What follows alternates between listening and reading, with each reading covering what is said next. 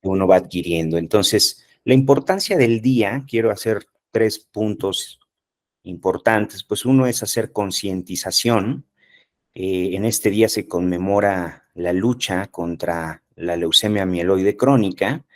Es importante resaltar la importancia y crear conciencia de la enfermedad, promover el entendimiento y sobre todo generar apoyo con nuestros pacientes y con sus cuidadores primarios, que son, como dice la señora Ivette, son gente que vive en el día a día el tema de la enfermedad, junto con sus pacientes, sus familiares.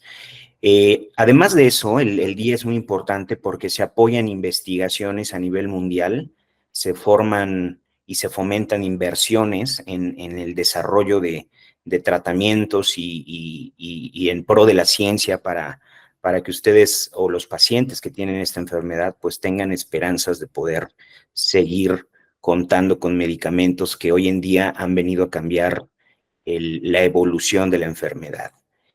Además, pues estas situaciones nos unen como comunidades, ¿no? El que ustedes como asociaciones, como pacientes y nosotros desde el área médica, pues nos unimos para promover la educación y se comparta toda esta información que al final pues tiene el objetivo de salvar vidas. Cuando estaba yo haciendo la presentación, me llamó la atención un diario que vi en el internet, un reportaje, y me llamó mucho el título, la atención, porque decía el tic-tac lento de la leucemia mieloide crónica. Y con esto quiero decir que es un tic-tac lento, o sea, es una enfermedad crónica, es una enfermedad que puede pasar desapercibida, que uno la puede tener presente ya en nuestro organismo y no nos damos cuenta. Por eso es un relojito que va poco a poquito. Ya de entrada, algo que sea crónico no es lo mismo que sea agudo. Agudo es agresivo.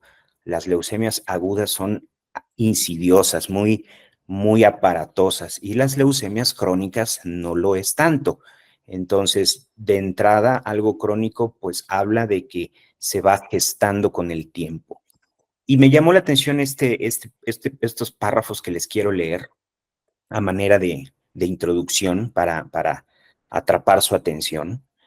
Dice, cuando a Lola Sánchez le comunicaron que tenía leucemia mieloide crónica, se quedó en shock total. Conocía el nombre leucemia, pero los apellidos mieloide crónica no los había oído en su vida. El diagnóstico llegó hace 3 años, por casualidad, tras una analítica de sangre rutinaria. Venía de pasar un verano sensacional en la playa, había adelgazado 3 o 4 kilogramos sin esfuerzo, estaba feliz y de repente unos niveles anormalmente altos de glóbulos blancos, un ingreso hospitalario, un aspirado de médula ósea, pruebas y un resultado difícil de asimilar. Tenía un cáncer hematológico, es decir, un cáncer en las células sanguíneas. Tendrás un tratamiento de por vida, pero no te vas a morir, recuerda Lola que le dijo su hematólogo. Esas 5 palabras marcaban la diferencia.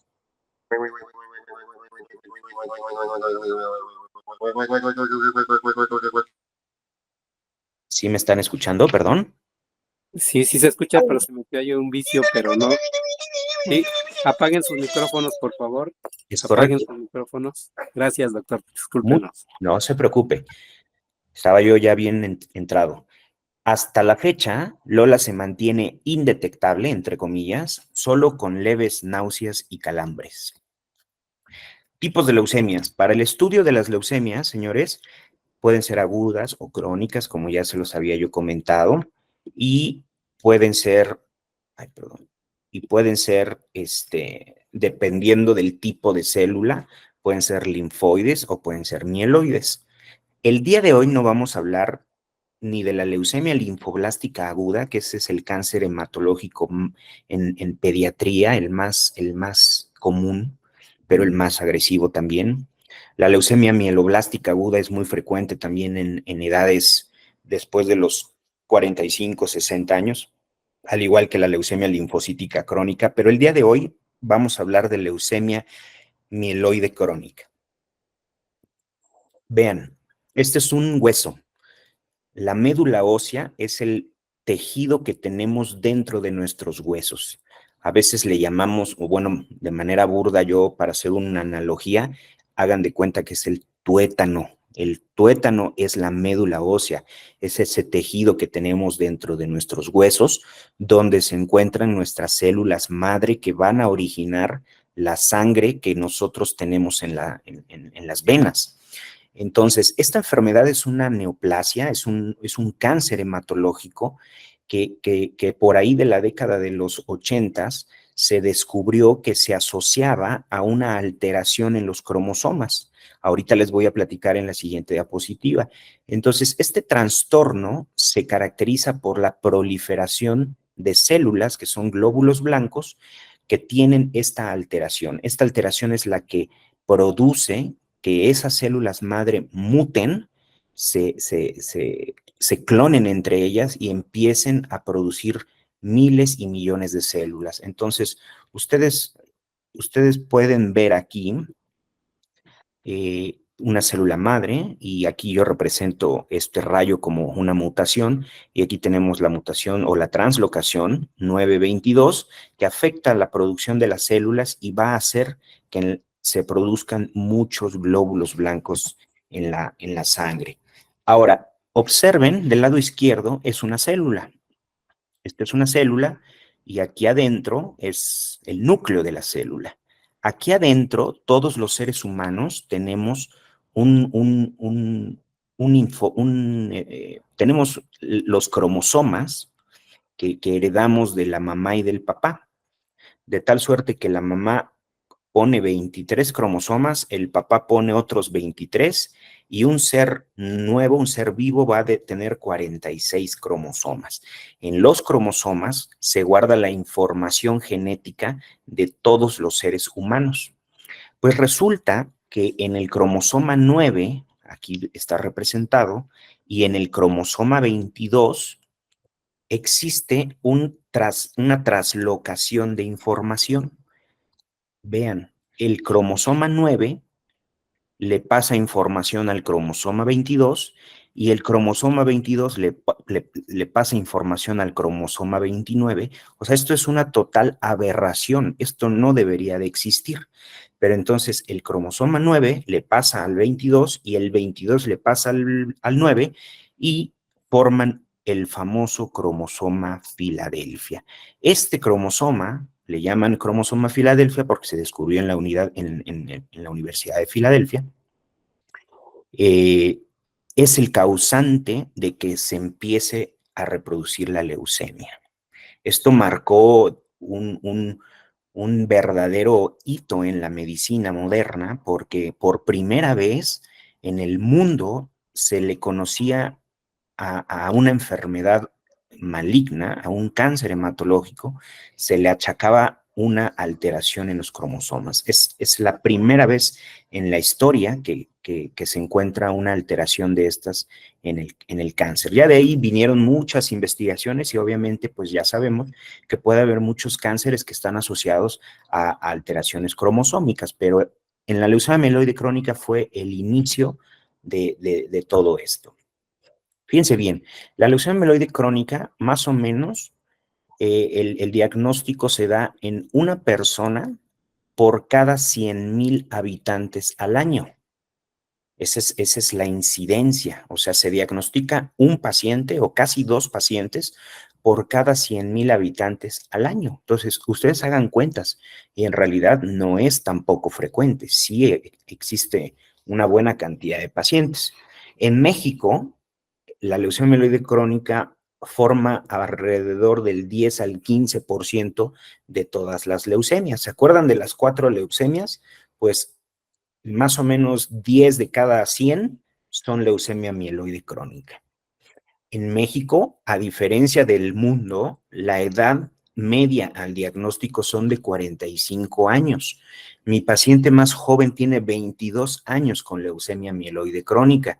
Antes, esta era una enfermedad de la gente de 65 años y sigue siendo, pero en Hispanoamérica, en Latinoamérica, llama la atención que la edad media son pacientes jóvenes. La relación, como bien decía el señor Martín, es 1 a 1 o 2 a 1, es decir, una mujer por un hombre o 2 hombres por una mujer. Es relativamente un poquito más frecuente en el varón. Algo bien importante y tiene trascendencia, y ya lo comentaron, hablar de las comorbilidades, me refiero a que el 30% de los pacientes que tratamos con leucemia mieloide crónica ya tienen una enfermedad de fondo, es decir, ya tienen diabetes, ya son hipertensos, ya son o tienen obesidad o tienen otra enfermedad, son hepatópatas, son cardiópatas. Bueno, todo eso hoy en día debe de alertar tanto al médico como al paciente y a la hora de decidir el tratamiento con los inhibidores que ya ustedes bien conocen. Antes no existía más que el imatinib y pues ni modo, te tenías que tomar ese, pero hoy en día podemos escoger el tratamiento de acuerdo al perfil del paciente y eso se los voy a comentar más adelante. ¿Cuándo sospechar de una leucemia mieloide crónica? La enfermedad puede ser asintomática, pero algunos pacientes, más o menos la mitad de los pacientes pueden llegar a presentar fatiga y eso es porque pueden desarrollar anemia.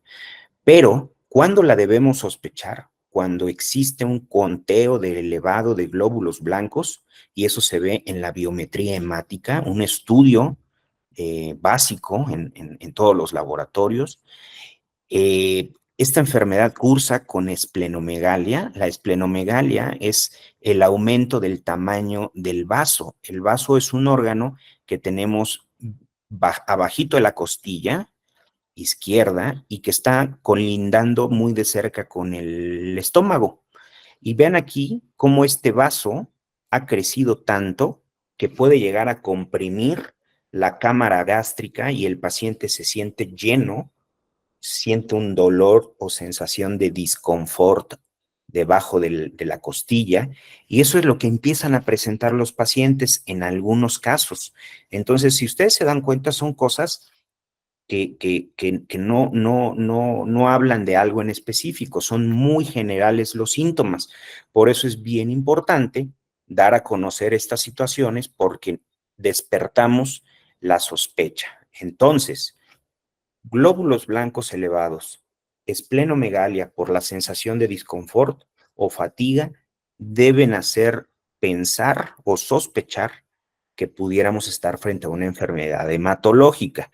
Entonces, es ahí en el momento en el que tenemos que acudir al médico.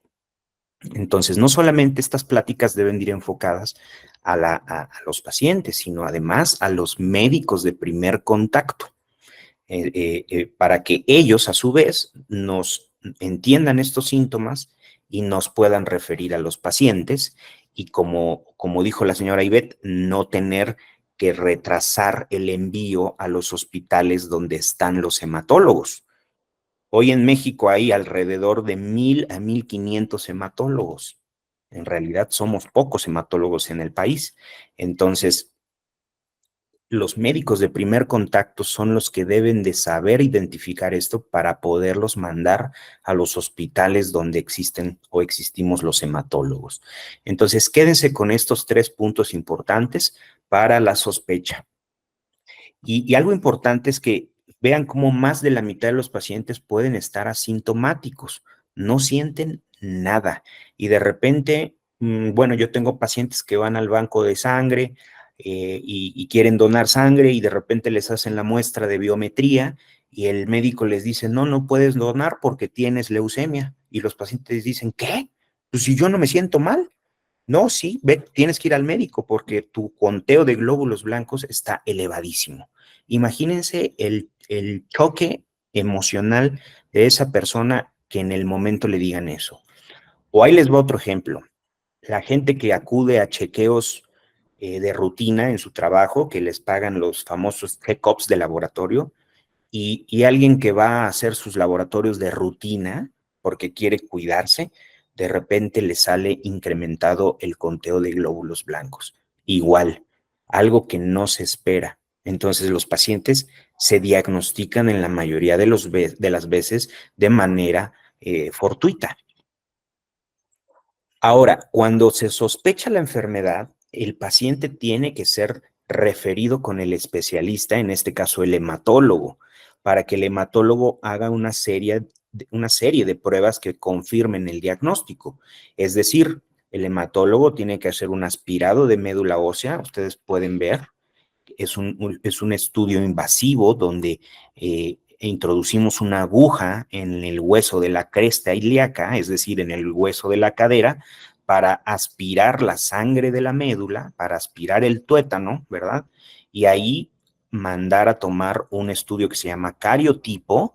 ¿Se acuerdan del cromosoma 922 del inicio? El cariotipo es el que nos va a decir si existe o no el cromosoma 22. Hoy en día hay otro estudio un poquito más específico, que es el estudio FISH, y que también sirve para lo mismo, es un poquito más específico para detectar esta alteración, pero estos estudios se toman de la médula ósea. Y además, existe hoy en día un estudio molecular altamente confirmatorio para poder detectar el gen que, que fue producido por la translocación 922. ¿De acuerdo? Entonces, ese estudio, muchos de ustedes lo han de escuchar, es el estudio de la PCR, es un estudio molecular que nos ayuda a detectar qué cantidad de copias del gen están presentes en la sangre de una persona. Eso es interesantísimo y es importantísimo que lo sepan porque es la manera en cómo vamos los médicos a monitorizar la enfermedad. ¿De acuerdo? Entonces, para que yo pueda monitorizar la enfermedad de mis pacientes, tengo que tener estos elementos confirmatorios al diagnóstico para que yo, conforme le doy el tratamiento, vaya yo eh, buscando, monitorizando la enfermedad a través del tiempo. La enfermedad puede, en el 90% de los casos, diagnosticarse en una etapa crónica. Es decir, 90 de cada 100 pacientes se diagnostican en una etapa crónica, que es justamente esta parte, ¿no? La que les acabo de conocer. Pero aguas, si nosotros diagnosticamos una enfermedad en etapa crónica y no damos un diagnóstico oportuno o el paciente no se apega al tratamiento, la enfermedad puede pasar en unos cuantos meses a una fase acelerada. Y la fase acelerada es la antesala de convertirse en una leucemia aguda. Y ahí sí, el panorama cambia totalmente. Entonces, quiero que esto se lo quede grabado. La idea de esta plática es hacer conciencia y que cuando uno se diagnostica con leucemia mieloide crónica, nuestro objetivo es que toda la vida se queden en una fase crónica, que no vayan a acelerarse y que no vayan a progresar a una leucemia ya como tal aguda, porque ahí sí se necesitará quimioterapia, hospitalizaciones, transfusiones y otra serie de situaciones con otros panoramas que no nos gustan. Esto fue una verdadera revolución en el tratamiento antitumoral. En el 2001, el mundo vio nacer unos medicamentos que hoy en día se llaman inhibidores de tirosina quinasa, por sus siglas, inhibidores de tirosina quinasa, el famoso imatinib. Ese famoso imatinib vino a cambiar la vida de todos los pacientes con leucemia mieloide crónica. Créanme, antes del 2001, la gente que padecía leucemia mieloide crónica no llegaba a tener una vida normal si no llegaba a un trasplante de médula ósea. En aquel entonces, el trasplante de médula ósea era el único tratamiento potencialmente curativo de la enfermedad y la quimioterapia, hasta que aparece este tipo de medicamentos. Entonces, fíjense cómo la leucemia mieloide crónica es una historia de verdadera innovación y de verdadera de verdadero éxito a través de los años. La primera enfermedad achacada a una translocación cromosómica y la primera enfermedad a la que se le puede asignar un tratamiento que es oral y dirigido contra la alteración. Entonces, estos medicamentos vinieron a revolucionar la terapia contra el cáncer. De ahí, todo mundo quiso hacer lo mismo y hoy en día hay muchas enfermedades que se pueden tratar con blancos terapéuticos, pero ¿qué creen? El primero fue el imatinib. Hoy en día tenemos en el país, los hematólogos y los pacientes, tenemos uso y mucha experiencia con estos tratamientos. Muchos de ustedes podrán ver aquí a la izquierda, se les hace familiares estos nombres: el imatinib, el nilotinib, el dasatinib, el bosutinib, el ponatinib y más recientemente aprobado el año pasado ya en México el asciminib. Entonces son todos inhibidores del cromosoma, son inhibidores que van dirigidos al BCR-ABL. El BCR-ABL es el gen que se produjo de la translocación. Pues estos medicamentos atacan ese gen y por lo tanto detienen la leucemia. Entonces, antes no teníamos de otra y todos recibían imatinib. Ahora, cada perfil de cada paciente es diferente y entonces ya podemos decidir, por tener más medicamentos, ya podemos decidir qué es el mejor medicamento para cada quien. Y eso depende de los objetivos que uno quiera. Depende de si mi paciente tiene enfermedades pulmonares, depende si mi paciente es diabético, depende del riesgo de su enfermedad. Hay enfermedades de riesgo bajo que se benefician únicamente del imatinib, pero hay enfermedades de riesgos altos que no se benefician tanto de imatinib. Necesitamos medicamentos más potentes para una enfermedad de más alto riesgo. Entonces, esas cosas a la hora de tomar decisiones las tomamos muy en cuenta. Y además, algo bien importante es el acceso, ¿no? Eh, Son medicamentos que son caros y que a la hora también de decidir, pues tenemos que decidir con lo que tengamos en los hospitales o a lo que en algún caso nos alcance con nuestros seguros o el acceso, ¿no? En general, el acceso es importante en un país como nosotros, como el nuestro. Esta gráfica a lo mejor no es importante que la entendamos al 100%, pero lo único que quiero que ustedes observen es, vean esta línea azul, era la mediana de sobrevida a 10 años. Miren, a 10 años solamente el 10% de los pacientes estaba vivo. Miren, aquí, 10% a 10 años en la época del 83 al 94, en los años 80 y 90, la supervivencia tan solo era del 38%, o sea que el 60% de los pacientes estaba muerto o había fallecido a lo largo del tiempo. ¿Y qué creen? Miren esta línea azul de aquí arriba, síganla.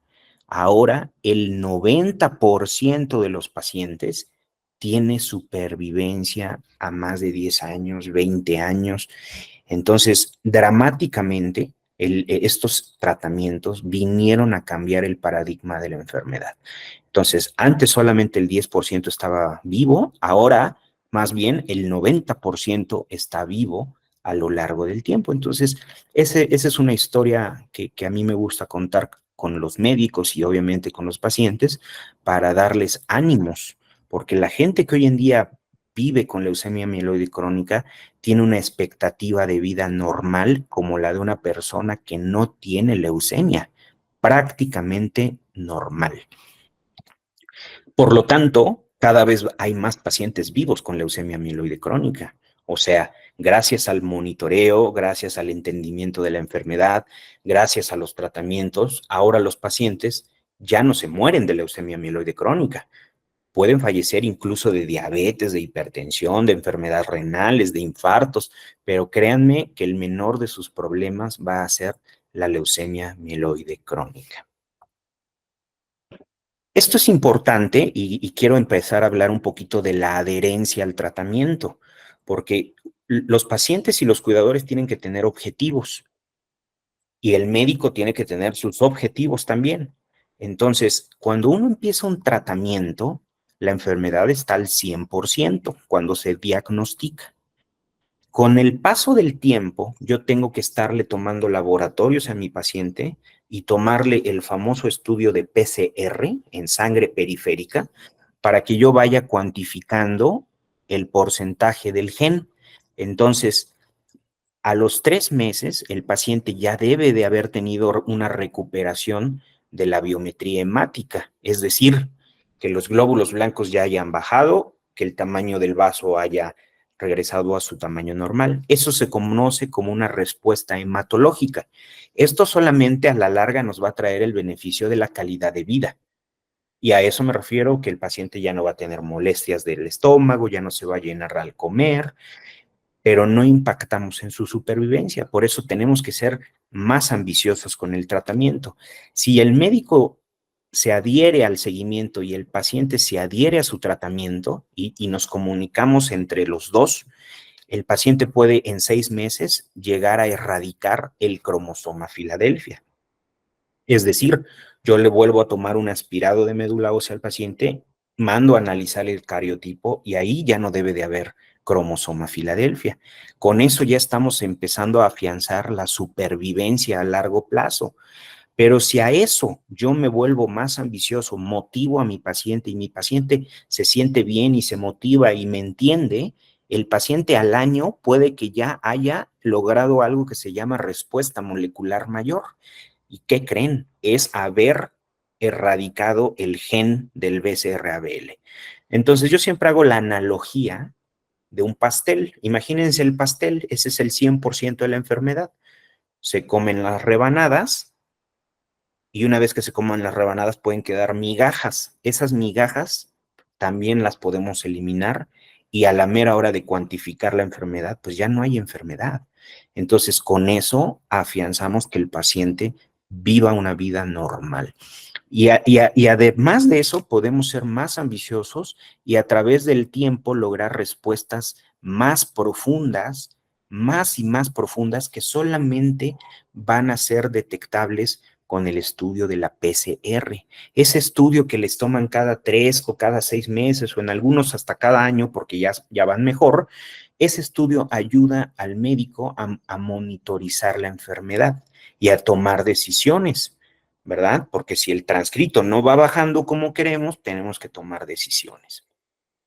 Hoy en día, el lograr estas respuestas tan profundas, sobre todo en gente joven, sí, yo, por ejemplo, me enfoco en lograr respuestas muy profundas y muy rápidas, porque hoy en día los beneficios puede ser incluso suspenderles el tratamiento a aquellas mujeres que quieren embarazarse, a aquellos hombres jóvenes que tienen eventos adversos.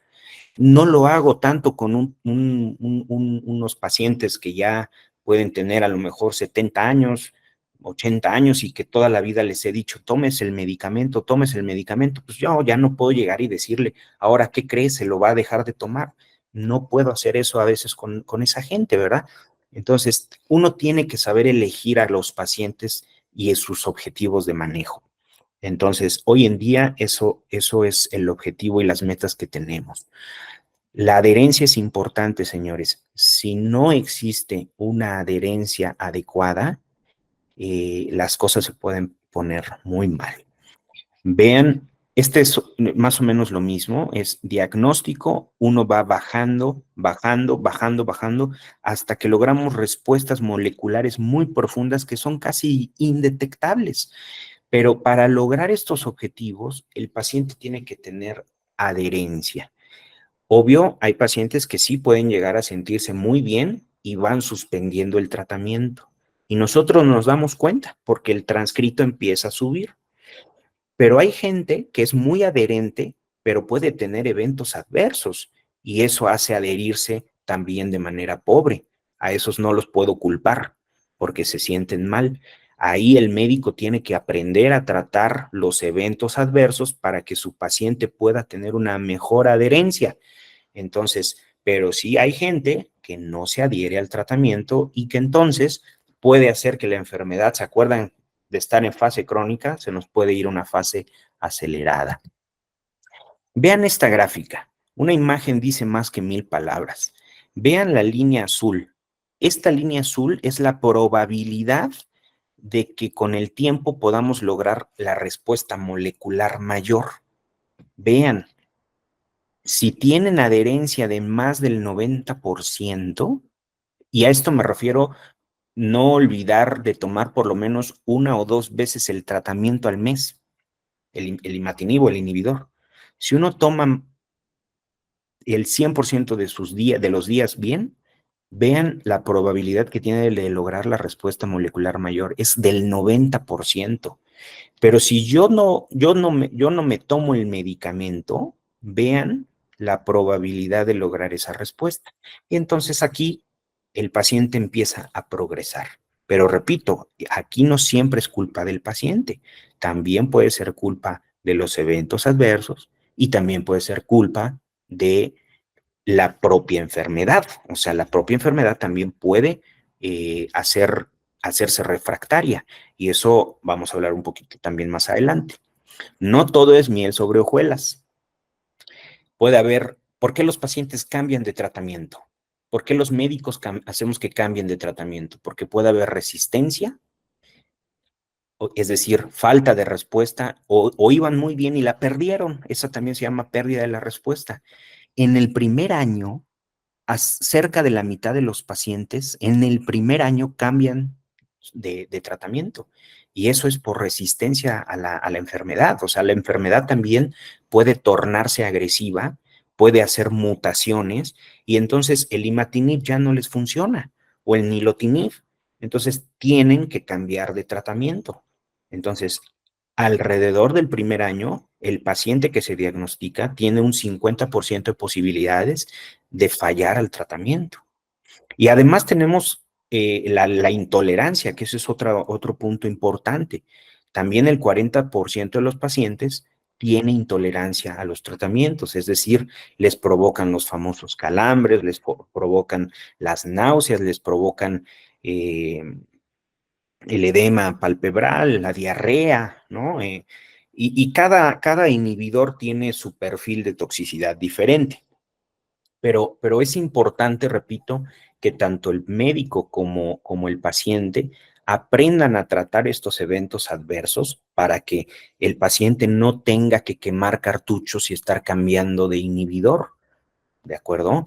Nosotros en el hospital tenemos una tasa de cambio, la literatura ya vieron, es más o menos, por cambiar por resistencia es el 60%, pero por intolerancia un 40%. Nosotros en el hospital tenemos una tasa de cambio por intolerancia del 10% o menos. Es decir, manejamos muy bien los eventos adversos para que el paciente pueda tener una adherencia y no tengamos que estarnos asustando y luego quererles cambiar el tratamiento, porque eso hace que se generen resistencias.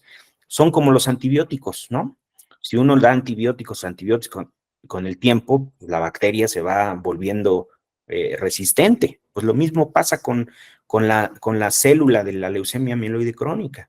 Se las idea para cambiar conformaciones moleculares y hacer mutaciones que entonces ya no le va a quedar el imatinib o ya no le queda el nilotinib.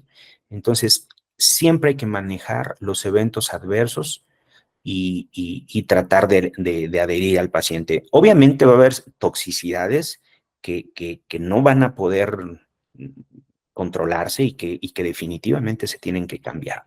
Entonces, esta diapositiva es básicamente para que ustedes vean los eventos adversos más comunes con el imatinib: fatiga, retención de líquidos, el edema, los calambres, los dolores musculares, pero todo esto se puede tratar, ¿sale? Y en general, todos tienen unos eventos adversos frecuentes, ¿no? Realmente hay que ajustar la dosis, hay que vigilar, hay que asesorar al paciente y dar tratamientos sintomáticos cuando se pueda. Eso es lo que hay que hacer para que el paciente se adhiera al tratamiento. Vean cómo aquí puede ser que el paciente no se adhiera o la enfermedad ya esté evolucionando y el transcrito vean cómo sube. Si yo cambio el inhibidor a tiempo, es decir, a lo mejor tomaba imatinib y de acuerdo al perfil del paciente, pues decido darle dasatinib o nilotinib, y vean cómo otra vez empieza a bajar la enfermedad hasta convertirse indetectable. Pero esto solamente lo podemos lograr, este monitoreo lo podemos lograr con la PCR, con el estudio molecular. Por lo tanto, todo esto que estamos haciendo es bien importante difundir no solamente a los pacientes a través de asociaciones, a sus cuidadores, sino también es labor del médico difundir el conocimiento con los mismos médicos. Yo formo médicos residentes especialistas en hematología, formo médicos internistas, que son los médicos de primer contacto. También hacemos mucha promoción de estas enfermedades con los médicos de las unidades de medicina familiar, porque créanme que muchos de ustedes no llegan directamente con el hematólogo, llegan a la clínica. Y si el paciente llega con un poquito de glóbulos blancos elevados, muchas veces dicen, no, pues tómate esto, a lo mejor es una infección, regresa en 2 meses, o tómate el hierro y regrésate en 2 meses. Y uno tiene el dolor aquí del vaso y no se le ocurre tomar un ultrasonido, por lo menos. Entonces, si uno no sospecha como paciente o como médico, pues entonces el paciente va retrasando el envío oportuno a los centros especializados donde existen o donde están los hematólogos. Ojalá hubiera hematólogos en cada uno de los hospitales, pero no es así. Entonces, es importante que en nuestro sistema de salud, los médicos de primer contacto aprendan a reconocer esto para que envíen a los pacientes a un diagnóstico oportuno con el hematólogo, que es el especialista que va a hacer los estudios confirmatorios, ¿se acuerdan? Va a asignar un riesgo a la enfermedad y va a empezar a darles los tratamientos. Estos tratamientos no están en las clínicas, no están en las unidades de medicina familiar. Yo trabajo en el IMSS, por eso me refiero mucho a esto, ¿no? No conozco muy bien el sistema del ISSSTE o de salubridad, pero en el IMSS es así. ¿No? Y bueno, evidentemente va a haber un porcentaje de pacientes que vaya a requerir un tratamiento incluso de trasplante. El trasplante, ¿se acuerdan? Les hice el comentario que antes era el tratamiento más importante. Ahora se desplazó el trasplante hasta la tercera línea de tratamiento porque los inhibidores son altamente efectivos. Entonces, ya no vale la pena arriesgar al paciente con un trasplante a menos que realmente sea necesario. Es decir, que no le esté quedando el tratamiento, que esté teniendo fallas a 2 líneas, que esté teniendo intolerancia a 2 líneas o que tengan mutaciones que no les quede a estos inhibidores y por lo tanto, pues esos pacientes tienen que buscar un trasplante, pero es la minoría realmente, la minoría. Y todo esto es importante porque tenemos que evitar a toda costa que nuestros pacientes con leucemia mieloide crónica progresen a una fase blástica, porque ahí sí tendríamos que internarlos. Eso conlleva muchísimos gastos, muchísimas complicaciones.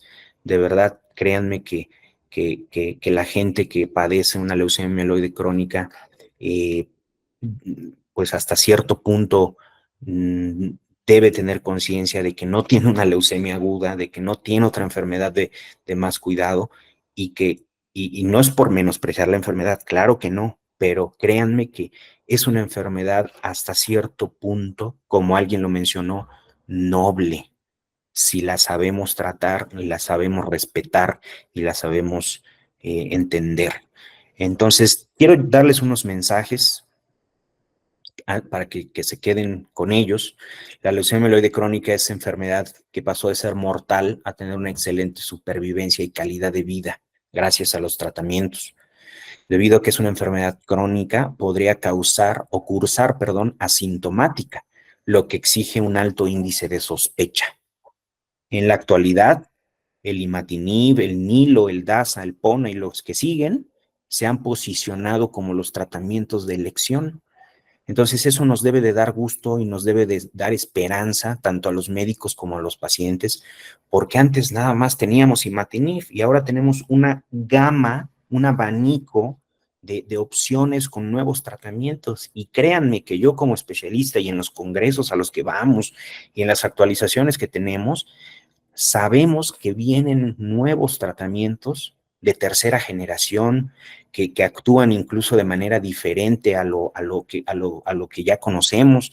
Entonces, créanme que esto no ha llegado a su límite, aún siguen muchas respuestas para muchas preguntas que existen, porque al menos todavía van a existir pacientes que no van a responder, que van a ser intolerantes, pero va a ser afortunadamente la minoría. Y la gran noticia es que vamos a seguir teniendo muchos avances científicos. Las industrias farmacéuticas trabajan a tope con la innovación y la investigación de nuevos tratamientos para esta enfermedad. Ahí les dejo. Este es mi hospital. Este es el Centro Médico Nacional Siglo XXI, el Hospital de Especialidades.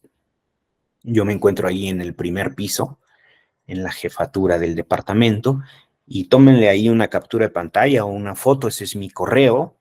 Eh, eh, para que ustedes puedan mandarme un correo, para que si tienen una duda, si algo se les ofrece y yo los puedo orientar, lo haré con muchísimo gusto, señores. Muchísimas gracias por su atención. Les agradezco.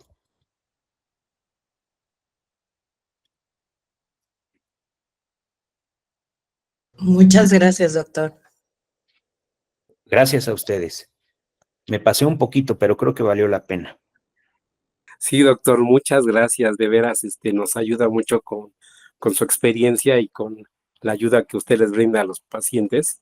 La verdad, estoy muy agradecido con usted el que nos haya dado estas presentaciones de lo que es la leucemia mieloide crónica. ¿Sí? Y no le quito más su tiempo, doctor. Yo sé que está muy ocupado y que la verdad, eh, el hecho de estas investigaciones que hacen a nivel mundial, pues son lideradas por el médico Jorge Cortés, que usted lo debe de conocer. Entonces, no. yo sé, he estado... Yo le he dicho al doctor, yo creo que Jorge Cortés es el padre de la leucemia mieloide. Exactamente. Sí, de hecho, él salió de ahí del hospital de nutrición y se lo llevaron a Estados Unidos, y él es el que hace mucha investigación allá en Estados Unidos, ahora sí con medicamentos de primera línea, que lo que hace esa investigación la difunde a nivel mundial, y es mexicano ese doctor, ¿sale? Yo Tenemos que tengo estar muy orgullosos de México. Yo tengo el honor de conocer al doctor Jorge Cortés, de haber compartido foros importantes en congresos. El doctor Jorge Cortés es orgullosamente mexicano. Él es egresado del Instituto de Ciencias Médicas y Nutrición Salvador Subirán, el hospital que está al sur de la Ciudad de México, y él se fue a hacer un entrenamiento al MD Anderson en Houston, Texas, donde le dijeron, te quedas, y se volvió el jefe del departamento allá, y una persona que tiene muchísima noción de la leucemia mieloide crónica, y que, como usted bien dice, pues es el que más ha escrito, lo buscan para los estudios. No, impresionante. Y así como él hay mucha gente que nos apasiona la enfermedad, porque puede, pues aquí no le gusta tener una enfermedad curable, oncológica, ¿no? Hablando de enfermedades que antes no teníamos ni la idea. Entonces, acuérdense, la gente que escucha el término leucemia, a mí me viene a la mente, pues algo muy feo, ¿verdad? Pero hoy en día, la leucemia mieloide crónica es verdaderamente una historia de éxito con todo lo que les he comentado. Entonces, siéntanse confiados, crean en sus hematólogos, crean en los tratamientos, tengan fe en ellos, porque si uno no empieza por ahí, pues ya de entrada vamos de no gane. Pero bueno, les agradezco mucho, espero les haya servido esta información. Cualquier cosa, pues estoy a tus órdenes. Muchas gracias, doctor. Otra vez le agradezco mucho su aportación para nosotros los pacientes. ¿Sí? Pues ya me despido, ¿verdad? Sí, doctor. Le Ándale. agradezco mucho y los Hasta que pronto. quieran seguir conectados, seguimos platicando. Gracias, doctor. ¿Sale? Entonces, no sé Muchas si gracias, doctor. Que Dios lo bendiga. sí, de hecho ya se desconectó el doctor. No sé si Ah. quieran ustedes que sigamos platicando con más testimonios de pacientes que quieran participar, que quieran exponernos su caso de cada uno y que podamos aprender todos juntos. O si quieren, ahorita va a haber otra conferencia el próximo sábado. Nos van a hablar de la farmacovigilancia, de los efectos secundarios de los medicamentos. Y va a estar muy interesante también la semana que entra, el día 28 de septiembre. También vamos a tener una conferencia. Les voy a mandar igual la invitación a los que quieran estar en esa conferencia. Y no sé si tengan alguna duda, alguna pregunta, que quieran saber más de esto que estamos platicando. ¿Nadie quiere hacer preguntas o algo? Bueno, entonces nos despedimos. Yo sí, doctor. Yo sí, señor. Sí. Yo sí, perdón. Sí, dígame.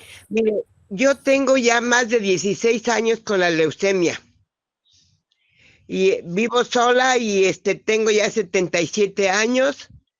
Y yo quisiera que pues me ayudaran más, un poquito más, porque tengo mucha comezón en mi cuerpo, señor. Dicen que tengo líquen. Entonces yo quisiera pues que alguien me ayudara, me aconsejara qué hago para que se me quite la comezón, por favor. Sí. Y mire, no sé si haya platicado con su médico, con el hematólogo.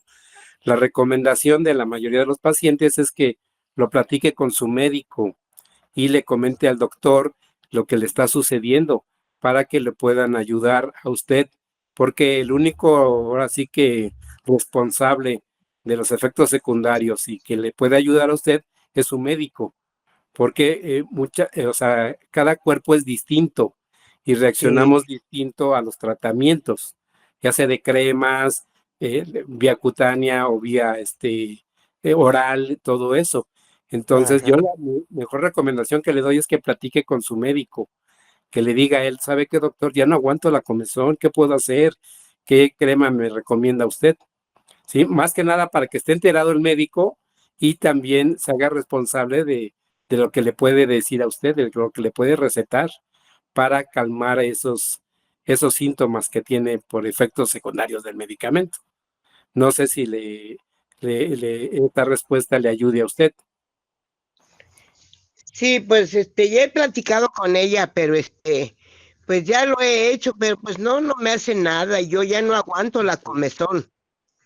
Yo quisiera que usted me hiciera una llamada o no sé cómo comunicarme con usted. Sí, de hecho, así como le llegó la invitación, o cómo vio usted la invitación de esta conferencia. Mi hija me mandó ¿cómo se llama?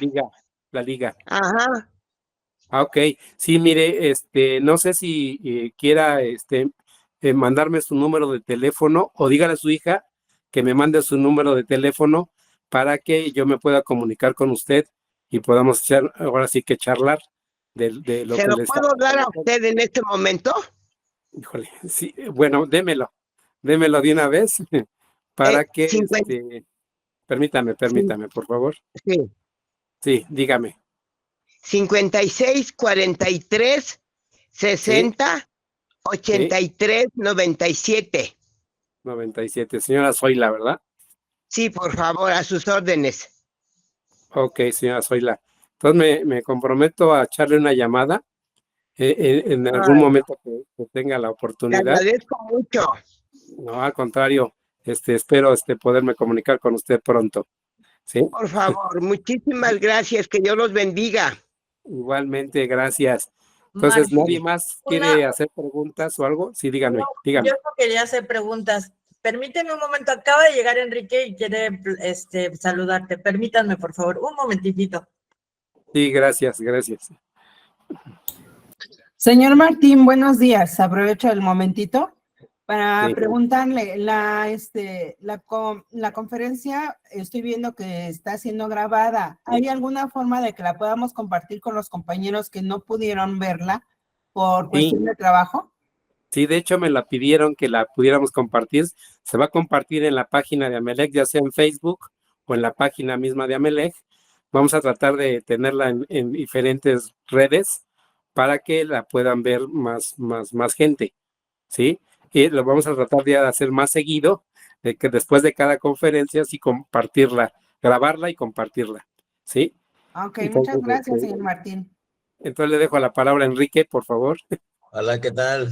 ¿Cómo estamos? Bien, gracias. Y más que nada que las cosas han mejorado mucho. Estoy yendo a Mérida ahorita, estoy metido con el Matinif.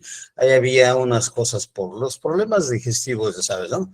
Entonces, me comentaron que prácticamente si me subían al Lotinif había posibilidades de que me afectara al corazón por un problema de una válvula. Entonces, vamos a ver que a lo mejor me sigo con el Imatinib y no pasa nada, ¿no? Al contrario, creo, o sea, ya sabes, los dolores, lo más que nada la parte digestiva. Lo que te quería decir es que te quiero agradecer mucho todo el apoyo y la orientación que siempre pues, en su momento y ahorita no sé si que están un buen trabajo. Y como te comenté, hice también ya una asociación ahorita.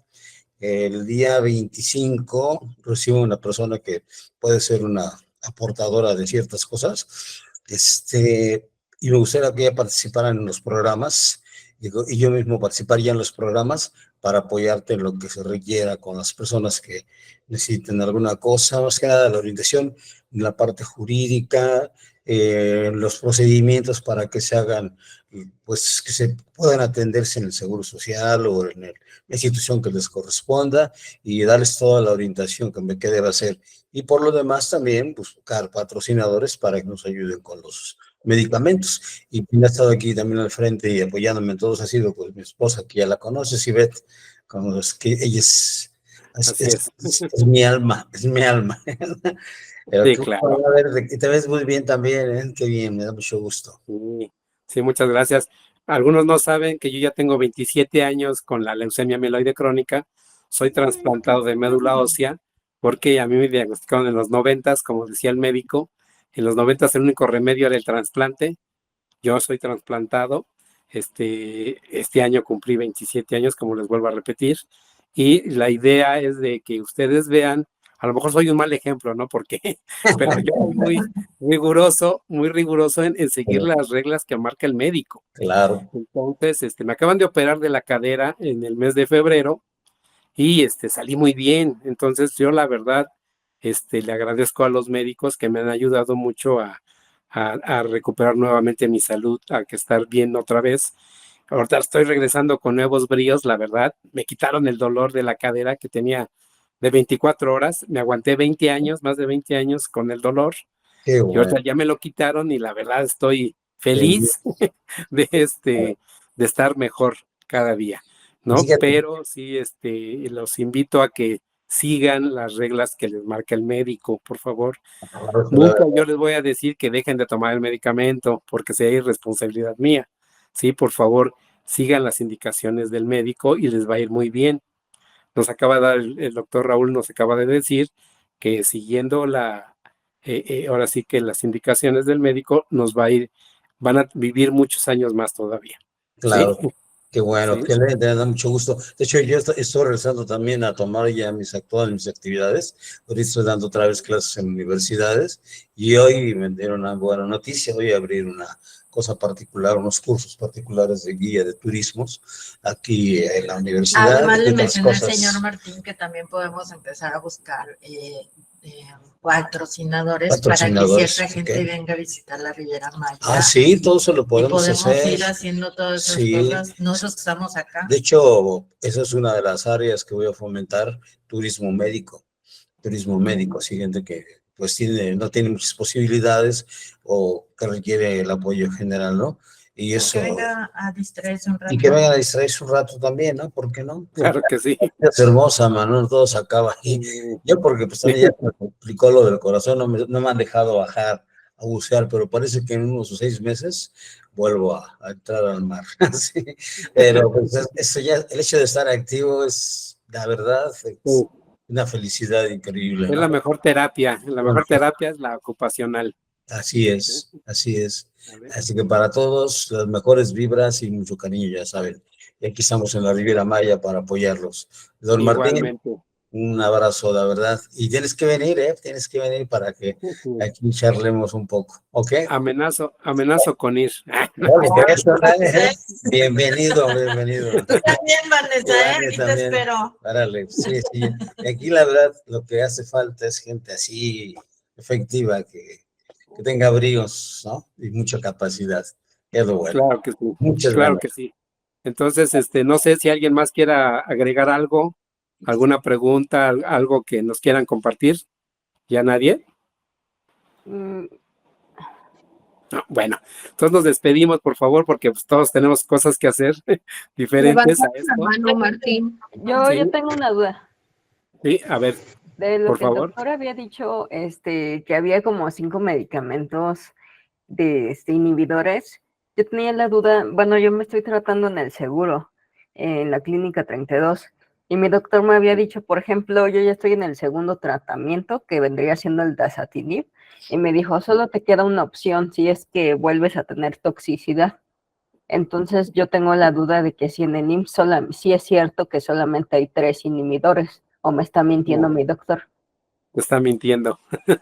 Sí, lo que pasa es que, como dijo el doctor Raúl, son medicamentos de alto costo, pero el Seguro Social ya los tiene. Si el día que te diga, dile al doctor, ¿sabe qué, doctor? Usted mande a Torre de Control mi expediente si necesito cambio de medicamento y yo veo con nivel central que me manden mi medicamento aquí al hospital y que me lo entreguen por medio de la farmacia. O sea, al doctor no le afecta si metes una queja a nivel central por falta de medicamento. Entonces, yo te puedo ayudar para que te den si necesitas cambio de medicamento, te den el medicamento que necesitas, que el doctor está diciendo que requieres tú. Sí, yo te puedo ayudar con eso, sin ningún problema. Ah, ya, muchas gracias. Bueno, espero no necesitarle que siga con este Esperemos que tratamiento. no, primero Dios, que te vaya bien con el DASA, porque la mayoría de los pacientes están tomando el dasatinib y les está yendo bien. Y ahorita hay un faltante de medicamento del IMSS. Tuve una reunión en estos días con el IMSS nivel central porque el laboratorio Bristol no cumplió con la entrega de este mes. Entonces lo multaron y no sé qué tanto. Entonces el IMSS está buscando por otro lado comprar el DASA, pero se tardan semana y media para poderlo tener otra vez en los hospitales. Es a nivel nacional, no nada más en ciertos hospitales. Es a nivel nacional ahorita la Con falta del razón DASA. tuve problemas en julio. Ah, exactamente. Entonces, cuando te llega a faltar así el medicamento que te digan en la farmacia no hay, mándame una queja o comunícate conmigo y yo te doy las instrucciones para que metamos la queja a nivel central y tarden pocos días o horas en entregarte tu medicamento. Gracias. ¿Vale? ¿Alguien más que quiera decir algo? No. Bueno, entonces nos retiramos porque sí tenemos cosas que hacer y les agradezco mucho de veras que se hayan conectado. Vanessa, de veras que tu testimonio vale mucho, te agradezco mucho el apoyo, Vane, aquí lo digo abiertamente. Vane me ha apoyado mucho para que podamos tener este tipo de acercamiento y ahora sí que disipar nuestras dudas que tenemos, ¿sí? Vamos a seguir trabajando por los pacientes.